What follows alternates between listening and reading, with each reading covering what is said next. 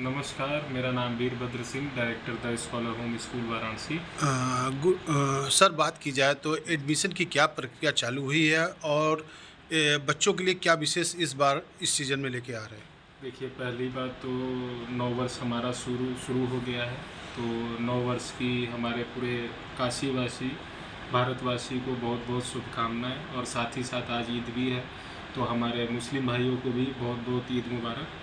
और दूसरी बात जो आपने पूछी कि एडमिशन को लेके, तो एडमिशन तो हमारे यहाँ जनवरी से स्टार्ट हो गए हैं और एडमिशन में हमारे यहाँ अभी मैंने 25 अप्रैल तक लड़के लड़कियों दोनों के लिए हमने फ्री सुविधा रखी है, जो कि 25 अप्रैल के बाद हमारे यहाँ एडमिशन फ़ीस लगने शुरू हो जाएंगे।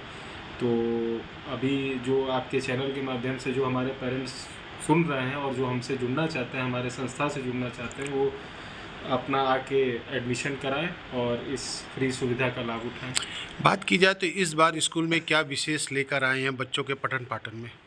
पठन पाठन में देखिए, मैंने तो बहुत सारी चीज़ें चेंज की है। इस बार मैंने कुछ सीबीएसई से नए एफिलिएशंस भी ले रखे हैं, जैसे हैंडक्राफ्ट है, ब्यूटिशियन कोर्स है बच्चियों के लिए।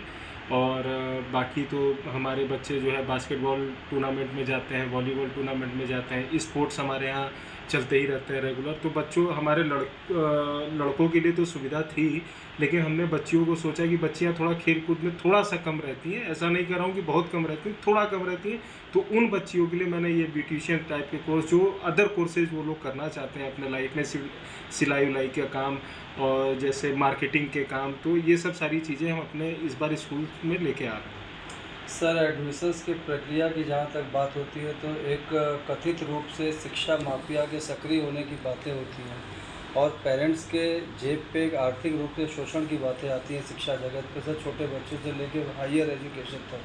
कैसे देखते हैं और क्या कहना चाहेंगे इस संदर्भ में? मेरा तो ये देखिए कि मैं अपने संस्था की अगर बात करूं तो मैं बहुत नॉमिनल फ़ीस रख के अपने बच्चों को पढ़ाता हूं।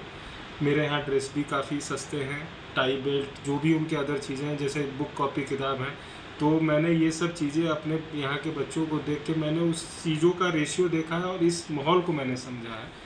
तो मैंने उस हिसाब से अपनी चीज़ों को रखा है। और जो और भी संस्थाएं हैं, मेरा उनसे अनुरोध है कि अगर उनसे उनके पास इस टाइप की अगर कोई पीड़ित व्यक्ति आता है, कोई समस्या आती है, तो उनको उनका स्कूल प्रशासन उनको एक विशेष छूट लिख के दे दे। और हमारे यहाँ काफ़ी समय से ये हम लोग ट्रेंड लेके आ रहे हैं, आज तो मेरा स्कूल 25 साल हो गया।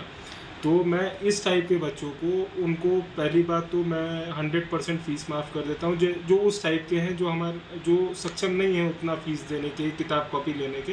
तो मेरे यहाँ ये सुविधा है कि मैं उन बच्चों को अपने तरफ से उनको 100% फ़ीस कंसेशन कर देता हूँ और उनको ड्रेस और किताब कॉपी भी फ्री में उपलब्ध कराता हूँ। दूसरी बात, जो हमारे यहाँ के जो छात्र छात्राएँ हैं, जो कि एनुअल रिज़ल्ट जो हमारा डिस्ट्रीब्यूट हो चुका है, तो जो उसमें फर्स्ट सेकंड थर्ड डिवीज़न के लोग जो बच्चे हमारे रहते हैं, उनको हम लोग उनके कैटेगरी वाइज परसेंटेज वाइज उनको हम फीस कंज्यूम करते हैं एज अ होल ईयर के लिए, कि जब तक वो हमारे यहाँ स्कूल में रहें, चाहे वो नर्सरी का बच्चा हो, हमारे यहाँ 12th तक पढ़े, तो उनकी वो, अगर मैंने उनको 50% दिया है तो वो 50% उनकी पूरी 12th तक की।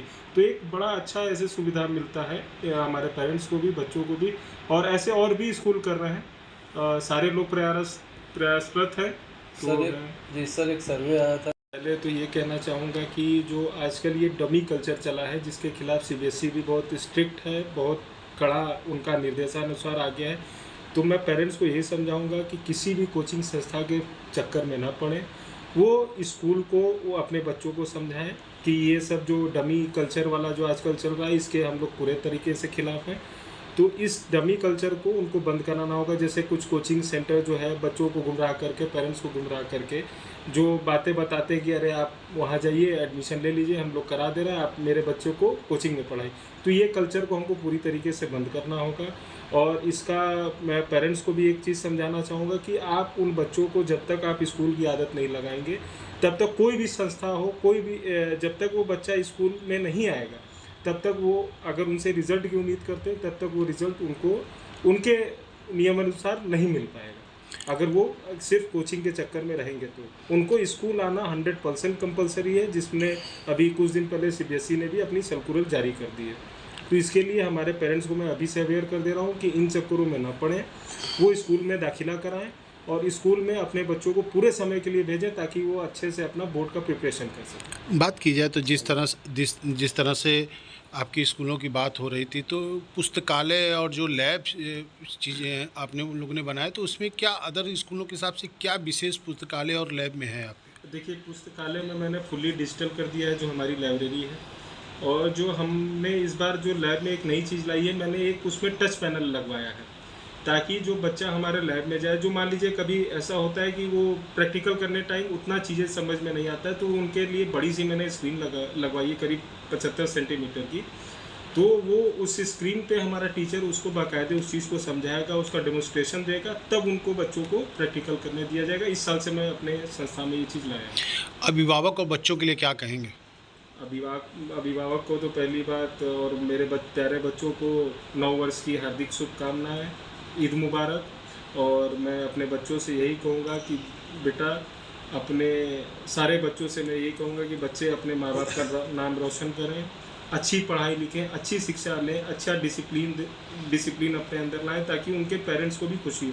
पेरेंट्स की सबसे बड़ी खुशी ये होती है कि जब अभी जो 10th-12th के आपके रिजल्ट्स आने वाले हैं, तो आप पूरे साल कुछ भी करो, लेकिन आप अगर अपने पेरेंट्स को रिजल्ट दोगे ना, तो उनका मनोबल जो होता है वो और बढ़ता है। तो ये मैं अपने बच्चों से कहूँगा कि जिन्होंने भी परीक्षा दी है तो अच्छा ही दिया है। तो हमारे जो बच्चे हैं और अभिभावक हैं, अभिभावक तो सबसे पहले ये देखते हैं कि हमारे बच्चे का रिजल्ट क्या है, तो रिजल्ट अच्छा है तो अभिभावक तो ऐसे ही खुश है। Thank you.